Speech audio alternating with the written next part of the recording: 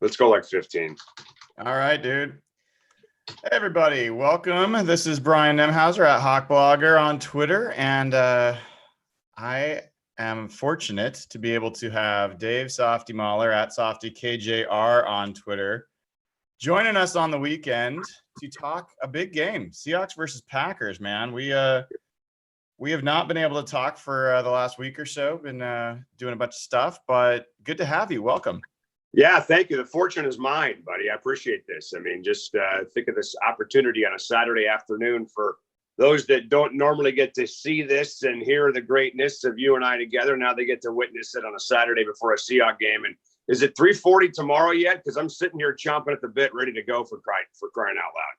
Yeah, I know, right? It's a lot of weird start times in the playoffs this year. These 40s, 140s, and 340s, and then you got overtime games left and right that are pushing things back. And so it's gonna be a long wait. And there's also the potential for some snow tomorrow night in the Seattle area. Not in Green Bay as much, but in Seattle. Wouldn't that be interesting?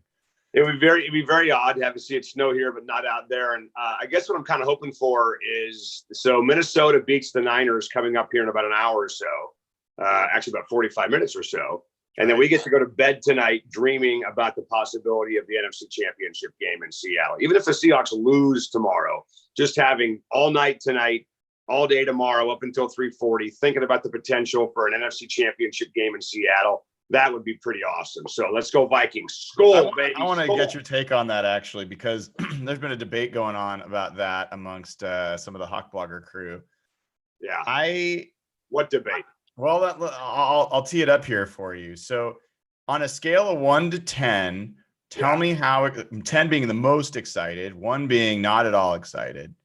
Tell me how excited you would be if the Seahawks won tomorrow. That's one number I want to get from you, 1 to 10. And then the other number, scale of 1 to 10, how excited would you be if the 49ers lost today? I would say if the Niners lost today, I'd be sitting there about a 6 or a 7. If the Seahawks win tomorrow, I'll be at an 11. All right. If both those things happen and the combination of those two things happen, I'll be off the damn chart tomorrow at about 6:30 our time. I mean, I just think, look, I think if the Vikings win today, there's two things that you got. Number one, the Niners are not going to the Super Bowl, which is always great. And then number two, you keep alive the chance for the NFC Championship game in Seattle. But it's just step one of about 100 steps you have to take, meaning 99 of them are beating Green Bay tomorrow. The large majority of that pie chart, if you will, involves beating Green Bay tomorrow in Green Bay. So, I mean, if there's 1,000 steps to get to the NFC Championship in Seattle, Minnesota winning today is one of them, and the Seahawks can take all the other ones tomorrow against Green Bay. So I'll be optimistic, but I'll be cautiously optimistic. Yeah, I probably didn't set it up quite well enough. I think I got your answer, but I will tell you this, Dave. I will separate them out. They don't have anything to do with one another.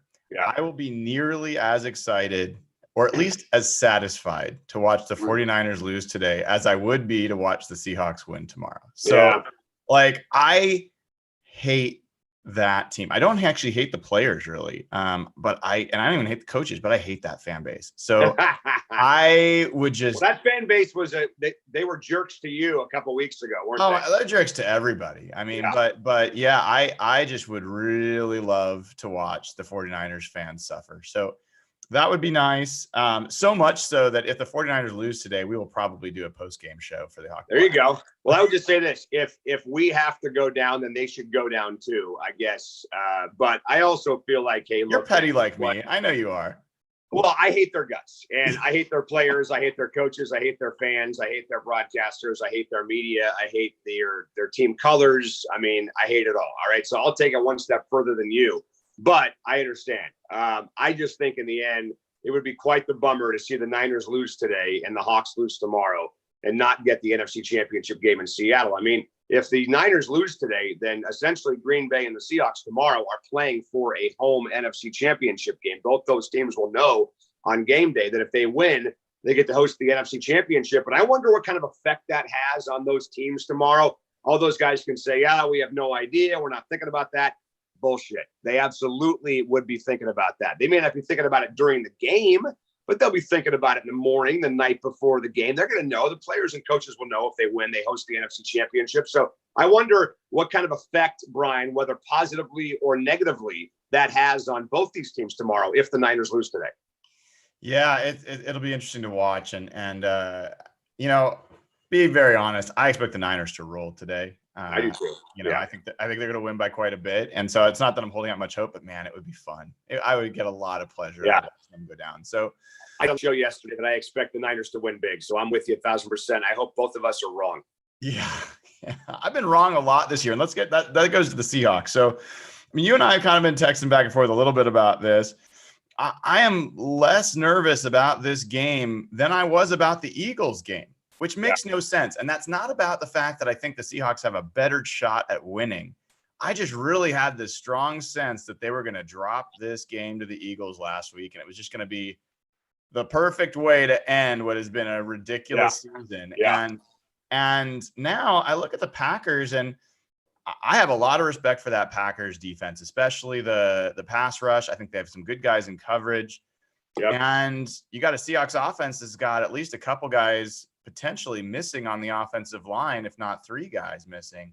Yep. So talk to me about how you're feeling about this game going into it and what you're paying attention to for the Seahawks. I'm as relaxed for this playoff game as I have been for maybe any Seahawks playoff game in the Pete Carroll era. And it sounds like you're with me on that too. Yeah, and why is you that? asked me why I feel that way.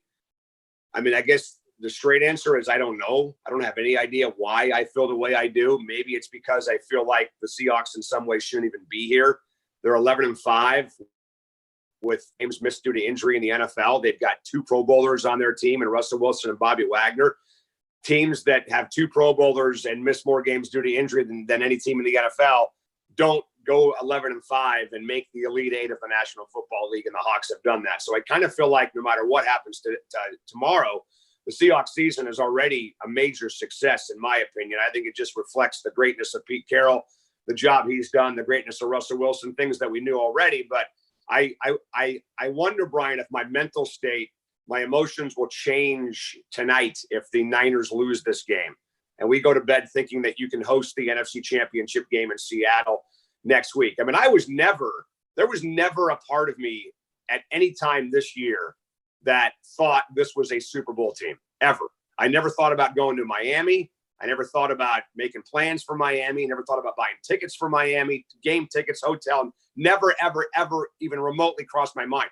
That was a major part of my thought process every day of the 2013 season, coming off that tough loss to Atlanta. Because I remember specifically after that game, I went on the air and I said, you know what teams do that lose games like this, that bring everybody back? They go to a Super Bowl. They win a championship, just like the Packers did the year before they won their first one with Brett Favre. So that was a major part of the conversation that entire year. And of course, 2014, trying to get back there was stressful every single day. But I've just never been stressed this season like I've been stressed in years past. How about you? Yeah, it's funny you bring up some of those old times. I mean, Atlanta game 2012. I was just thinking about that on the drive. You were there with me watching the game. That's right. We were there, and I just remember driving home feeling like, man, like they just blew it. That giving Atlanta that last drive, they had no one to rush the passer. It was just, I was frustrating. But look, I think part of the reason I'm relaxed about this game is I do feel like we're playing a little bit with house money for sure. Yeah. But the other side of that is, so are a lot of these teams. The Packers have not exactly like lit it up this year. I think the Seahawks are certainly capable of beating the Packers. Yeah. The Seahawks should have beaten the 49ers twice. Right. I mean, that's pretty crazy. And I think the 49ers are the most talented team in the whole league. The Seahawks, I think you can make a case they should have beaten the Saints. I think you could make a case they should have beaten the Ravens. Like, this is that team now. But I think part of it is just like unconsciously, I'm comparing this to past Seahawks teams. This isn't the 2013 Seahawks team. This isn't the 2012 Seahawks team, 14, 15, 2005. You can go on down the list. This isn't like, if anything, I'm curious for you. I wasn't a fan. I was too young to really be a Seahawks fan in '84. Yeah. And I wonder if this team is kind of like that. Could they get to that was an AFC championship, right? Could they get to an NFC championship? Not really necessarily belong there. Right. It could happen. All they got to do is beat a Packers team that is not great. Yeah, well, I mean, just to add to that Packers part of the conversation, how good this team is. You're talking about a quarterback and Aaron Rodgers so they got drilled by the Niners, I think in the third week in November, right, on Sunday night, that game where their offense couldn't even function in that game. I mean, I've said a couple of days this week that if Matt LaFleur had gone to Aaron Rodgers and said, hey, man, you want to sit this one out? I think he may have said yes, because the offense couldn't do a damn thing in that game. But the last 5 games since then, Green Bay is sitting there at 5-0 with wins over the Giants, Redskins, Bears, Minnesota, and Detroit's only one playoff team among those 5. But Aaron Rodgers in the last 5 games has a passer rating of 85, and he's under 58% completion. He's taken 9 sacks as well the last 5 games. So he hasn't been great in the last month. So there's no question the Seahawks can absolutely win this game today. And maybe if they were at home, they could be favored, for crying out loud, in a game like today. So that's number one. But number two, man, I just think in the end that this is not a football team that's chock full of Hall of Famers. This is not a football team that has the talent across the board that those other teams have had. If they can pull this off tomorrow and they get to the conference championship game for the 3rd time in Carroll's tenure and the 5th time in franchise history, I just hope the haters shut the hell up, honestly. I just hope they go away after a game like this tomorrow. If they win this sucker tomorrow and get back to the conference championship, with this team and the injuries they've had and the situations they've had to deal with, it'll be one of, if not Pete Carroll's greatest coaching job in Seattle, maybe at least one of his greatest coaching jobs in Seattle. And that 83 game you mentioned against Miami, I was 10 years old, man, watching that game. That was the greatest day of my life in 83. It was actually January of 84, I believe. And they beat the Dolphins. And for years and years and years, that was all we had as far as a road playoff win. And then, of course, 2012 came along and they beat the Redskins. But you think about that, like your sons, other parents, other dads that have kids out there, have 10, 11-year-old kids, how big this would be to watch the Seahawks go on the road and win a game like this and get to the NFC Championship. It sounds corny, man, but these are the games where fans are made. Fans are made by watching your team win games like this. Yeah, and that's one of the things I always bugs me when people are like, bandwagon fans. You're just a bandwagon fan. Everybody starts as a bandwagon fan. That's how you start. Well, first of all, who says that? Who says that shit? Because that's just, excuse my language, but that's fucking stupid. Who says that? Because first of all, every team that wins gains more fans. Everybody. All right? Go ask the Patriots if they had more fans back in the 80s than they do now. And they'll say, of course not. Okay. Go ask the Dallas Cowboys if they have as many fans right now as they did when they were winning Super Bowls in the 1990s. Go ask give me any team that's had success at a high level and ask me. I mean, you know what? It's not even worth having the conversation. It's just stupid. It's dumb. It's idiotic. It's ridiculous. And it's a waste of your and my time. I agree. So last thing I'll ask you, because I know I got to let you go. I'm gonna stay on for folks. I'm gonna take some questions and share some thoughts as well. But what does it look like, Softy, if the Seahawks win tomorrow? What has to go right for Seattle to win this game? I think Russell Wilson has to have a huge game with the deep ball tomorrow. I think they have to stretch the field vertically and get DK Metcalf involved. Look, the Packer defense has been really good the last 5 games, but they haven't played anybody. Okay. I mean, the one team they played was Minnesota, obviously, and they did well against them.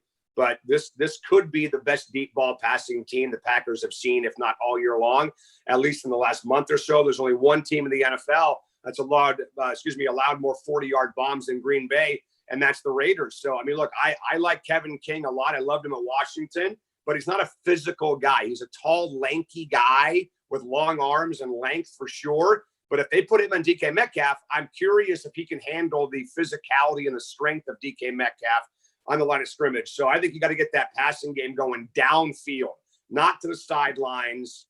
I'm talking over the top, beating safeties and picking up big chunks of yards in this game tomorrow.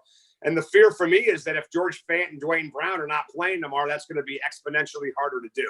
Because they got to find a way to get this guy to set his feet. I mean, I'm going to have nightmares of Chad Wheeler starting at left tackle tomorrow, or Jamarco Jones, even if that's the way they go. So I think you'll see what any coach would do if that's the case at left tackle, and see them roll Russell out to his right. He can hit the deep ball on the run. He can set his feet after he leaves the pocket. We've seen him do that all year long. So I just think getting that downfield passing game going is going to be a major key to this game because, Brian, look, man, as much as I love the Marshawn Lynch story and the Travis Homer story, I don't have a lot of faith in the running game right now at all for this football team. And why should you, right? They're down their top 3 running backs, and they signed, 2 guys that were on the street. And the other option is a 6th, round rookie who was barely playing up until 2 weeks ago. So I don't have a ton of confidence right now in the running game.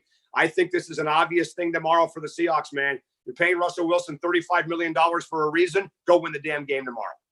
Yeah, I hear you. And I think you'll appreciate, I think we talked about this too, that when the Pete Carroll Seahawks have lost in the playoffs in this round, in the divisional round, more often than not, it's been some kind of crazy injury situation. Back in 2012 is Patrick Chikwura or whatever playing, rush end because Chris Clemens blew out his knee in Washington, or, again, Bruce Irvin.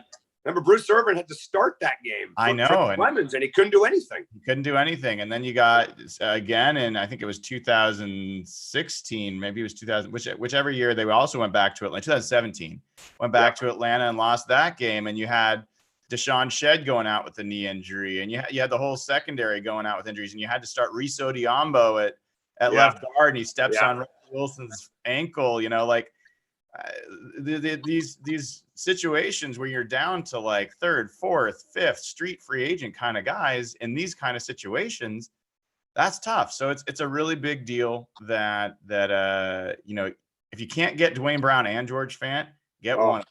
You got to get one of them. And, I mean, you mentioned that Falcon game was actually 2016 was the Falcon game because they missed it in 17 and 18. But I mean, the biggest injury that comes to my mind is Ken Hamlin getting smacked over the head with a stop sign before the Super Bowl or that 2005 season. And they go to Marquand Manuel. He gets hurt in the game. And then Edric Pruitt has to play, and they give up a long pass play to Pittsburgh. So, yeah, I mean, most teams go down that road. That really, in the end, is why the elite teams, the really good teams in the NFL, most of them just can't stay healthy. Most of them just can't hang on. And, I mean, you got to give the Seahawks credit in some ways because their depth, I think, this year, Brian, has actually been better than I thought it was going to be. I mean, they've lost some key guys, and they've actually been okay. I mean, losing Michael Kendricks before the Eagle game, I thought Cody Barton played all right against Philadelphia. I mean, today may be a different animal with Aaron Jones, obviously, out there, or tomorrow, as opposed to a banged-up Miles Sanders or Boston Scott. But I thought he was all right in that game. And here's the other cool thing. If they win this game tomorrow, they get Al Woods back for the NFC Championship game to help with that run-stuffing defense. So, look, I mean, you're totally right, man. This game tomorrow is a complete toss-up in a lot of ways. The Seahawks have played 13 one-score games. They're 11-2 in those one-score games. Should have won them all because the one game they lost, they couldn't get a damn playoff against the Niners with the play clock expiring. And the Saint game was the punt return and the fumble return by Carson for a touchdown. So that's how close they were to going 13-0 in those one-score games. If they're in this game tomorrow in the 4th quarter, they got a great chance to win it. Absolutely. Hey, Dave, thank you for joining on a Saturday afternoon, and go Vikings. Go Vikings. Skol, baby. Skol. All right, dude. Later. Take care. That's Dave Softy Mahler. You can get him on KJR AM 950 every day in the afternoons, drive time, and also at Softy KJR on Twitter. So, folks, I was not able to join Real Hawk Talk this week. I was trying to get together with Warren Sharp. We tried 2 different times, couldn't work out. We're going to try one more time tomorrow morning. Hopefully get a chat with Warren before the Seahawks game. But I do want to take some of your questions while I'm here and share some thoughts. I think, just off the top for a second, I look at this game, and the only way that I think the Seahawks, can feel good about their chances of winning in this game are if one of 3 things happen. And it's probably more like 2 of these 3 things, but one would be that they get decent pass protection. And I think decent pass protection is probably a step below what we've seen the past 2 weeks against the Eagles and the 49ers. I think they've gotten good pass protection the last 2 weeks relative to those pass rushes. I think the Packers pass rush has been the most dangerous pass rush in the NFL over the last 4 weeks of the season. Zadarius Smith himself, I think, has been the most unblockable player in the NFL this year. And he's going to give whoever he lines up against trouble. So if he's going to go full on and do a Chandler Jones like we saw in week 16 with the Cardinals, where he just completely destroyed that game for the Seahawks, they're not going to win. So period. If that doesn't happen, if they don't have at least decent pass protection, I don't see them winning. The second one is if they can figure out some way to establish a run game. And I know establish the run is a banned phrase at this time, especially on Seahawks Twitter. But the Packers have not been as solid defending the run. Kenny Clark has been a key part of that for them. He plays defensive tackle. He's been a little hurt. He's questionable. I'm assuming he's going to play. But the Packers did have trouble stopping the run against Detroit in Week 17. Could have been a lot of reasons. Could have just been overlooking the team. But in any event, this is a Packers team that was struggling to defend the run, then got a little bit better, a large part due to Kenny Clark. And now we'll see. I think Mikey Potty being out makes that less likely. Jamarco Jones has not been as good in the run game as he has been as a pass blocker. So, and Upati specifically has been a key part of opening up a lot of runs. That Rashad Penny run against the Eagles, I think a number of the runs that you remember that have been big explosive runs over the course of the year, you go back and look at the key block. A lot of times it was Mikey Potty, often pulling. So, him being out is meaningful, and I think it's going to affect the run game. But the reason getting the run game going here would matter is, having some way to be effective on the field, to stay on the field, to move the ball, to keep some of the pressure off the defense, and to give the Seahawks more of an opportunity to mix up the run and the pass, I think would be great. And I know that a lot of folks are saying, hey, do not run Marshawn Lynch, run Travis Homer, Marshawn. I don't agree with that. It's not that I think Marshawn Lynch is great, but I do believe that Marshawn Lynch probably represents your best chance of running successfully inside this week. And, he has been okay. I don't think he's been terrible. I think he's been okay. And I think Travis Homer definitely can play a role, but I think he's just better as a third down rotational back than your number one back. So I do think Marshawn Lynch will play a role in this game, and I don't think that's a bad choice for them to do. The third thing, so first thing is pass protection. Second thing is, some sort of run game. The third thing, the Seahawks defense has been reasonably good when Quandre Diggs has been on the field. They've definitely been better than good when Jadeveon Clowney has been on the field and playing well. And we've really seen that twice. We saw it against the 49ers in San Francisco, and we saw it last week against the Eagles. Against the 49ers, I mean, that defense really was the reason they won that game. Against the Eagles, you could make the same argument. The Eagles scored only 9 points, did not get into the end zone. Yes, they had all sorts of problems, injury-wise and other. They've had all sorts of problems injury-wise and a bunch of those other games, and they scored a bunch of points against teams. So, yes, it was McCown instead of Wentz. Totally acknowledge that. Wentz is absolutely a better player. I think it's likely that he would have given the Seahawks more trouble, but he started that game out 1 for 4. They were not moving the ball well when he was in there. So I think Josh McCown finished 18 for 22 or 18 for 24 or something like that. He was moving the ball reasonably well, and he was succeeding. So I don't know that you can just assume that they were going to be that much better with Wentz.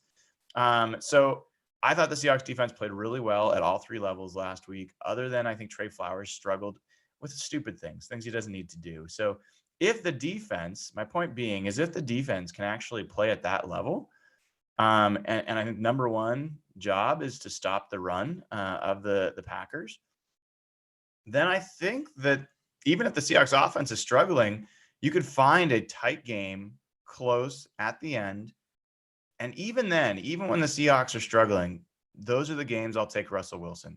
He'll find a way. He'll scramble. He'll run around. They'll make some crazy play.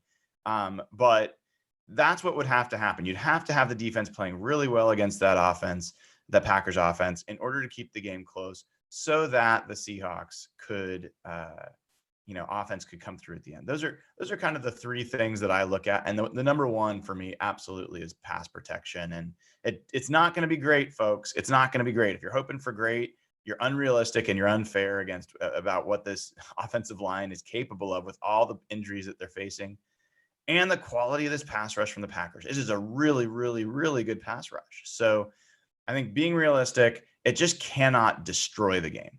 It has to be something where, if they get 4 sacks, that's not the worst thing.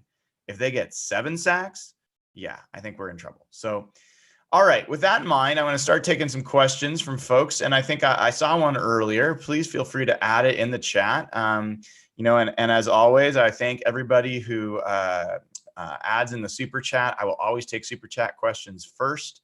And always appreciate patrons, patreon.com/Hawkblogger. If I recognize your handle here in the chat, I will definitely take your question first. We've donated over $120,000 to charity through Hawkblogger. I think we're on track to hit our goal this year of doing another 20,000, which I'm excited about, and really rely on all of you guys to help. You guys saw we had another Cable Thanos video this week. Josh did a great one with DK. We've had some videos from Will at Rain City Series. They help on the production stuff. So we've taken on a bunch this year. We really appreciate your support to help not only help with charity, but also help support the show and help us grow the show. So please join over there. If you haven't already liked, please like the video. Please subscribe to the channel. We're up over 4,000 subscriptions. And just tell people about it. Tell people about the show. We're always happy to have more people come by. And if you see us in person, it's always great to say hi and meet you. We'll be happy to buy you a beer and talk some Hawks. So, all right. First question I saw was whether Malik Turner is healthy. And as far as I understood yesterday, he's not on the injury report, so we do expect him to play. The Seahawks are pretty much at full force on the receiver front. Jerron Brown is also expected to be available.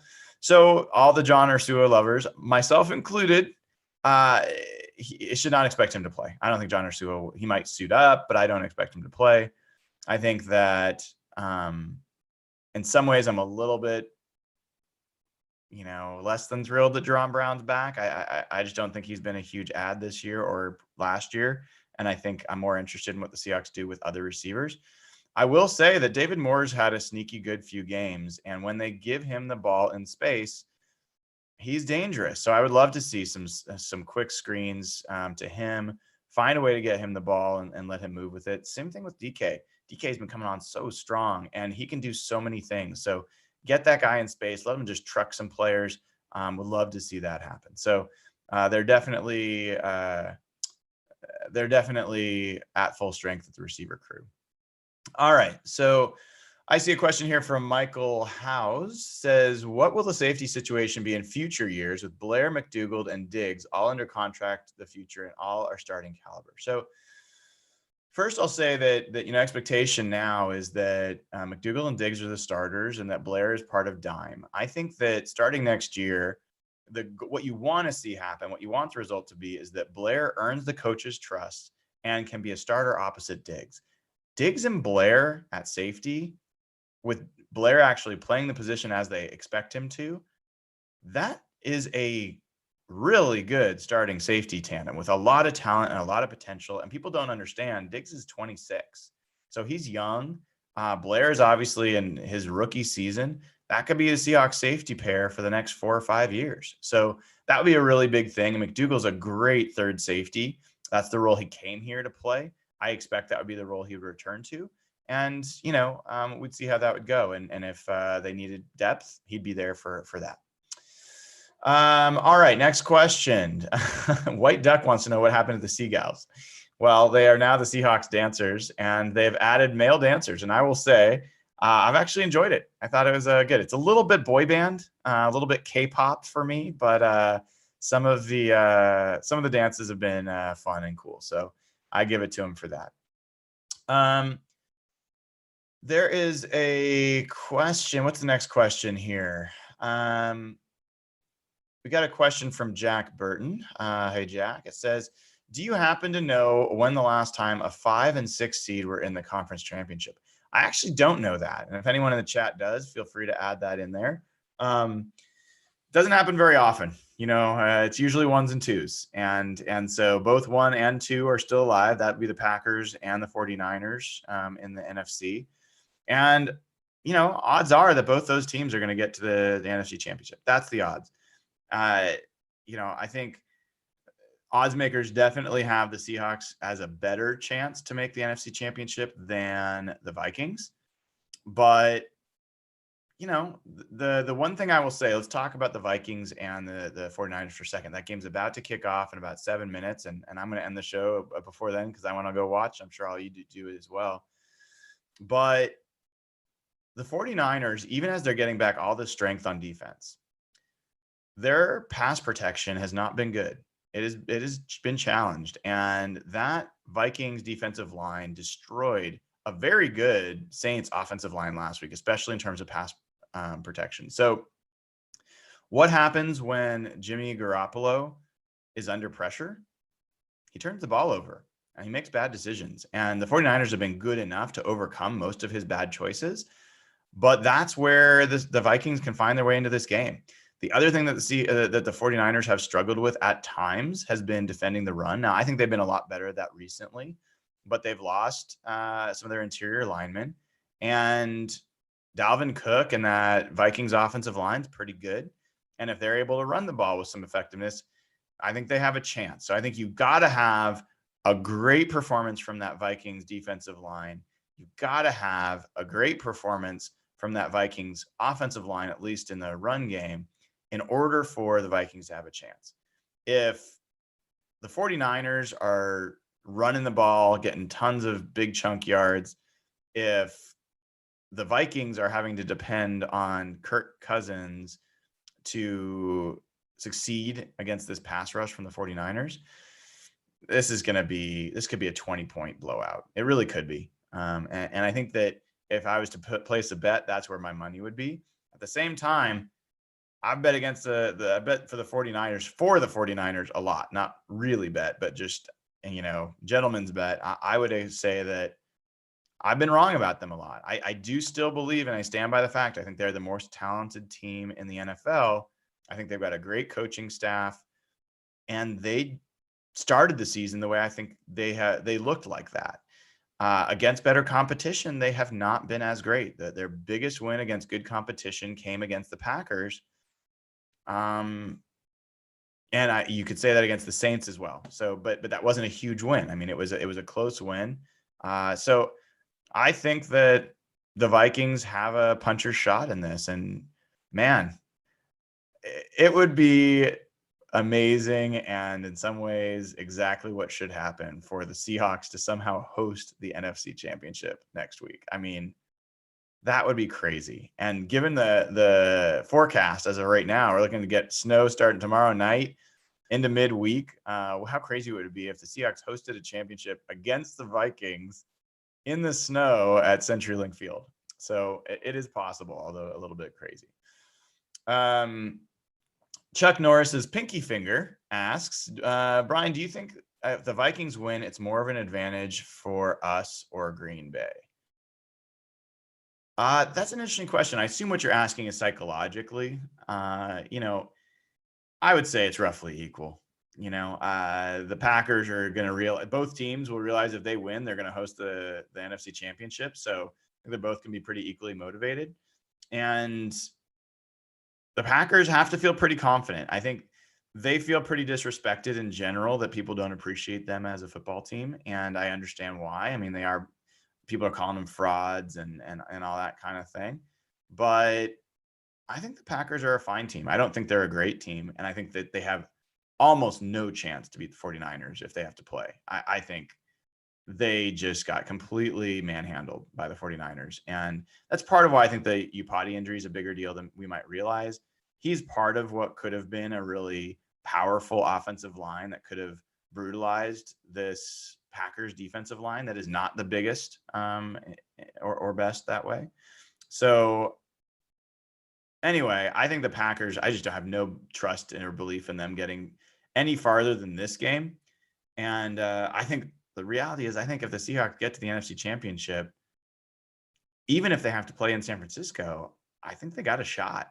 I mean, that's one of the weird things is like each week, I really thought the Eagles were going to beat the Seahawks, not because they were a better team. I just thought the Seahawks were going to, boot the game. Every week, it feels like, the Seahawks, there's no way you should feel totally confident that they're going to win. At the same time, when they play a team like the 49ers, I'm like, yeah, they could beat them. And in fact, I picked them to beat them earlier this year. So, and then they went out and they did it. So, We'll see. We'll see. I think the Seahawks have a chance. I think the Vikings have a chance. I'm going to wrap up there and go watch that game. I would say keep an eye out. I'm going to try to get Warren Sharp on tomorrow morning. Warren's told me he's got some good stuff about the Packers Seahawks matchup that he wants to share, and been trying to find the right time to do it. So hope that we find that time. If nothing else, I hope all of you guys have a great weekend. Enjoy watching some football, spending time with family and friends, and as always, go Hawks. If you haven't already, please like the video, subscribe at YouTube, patreon.com/Hawkblogger.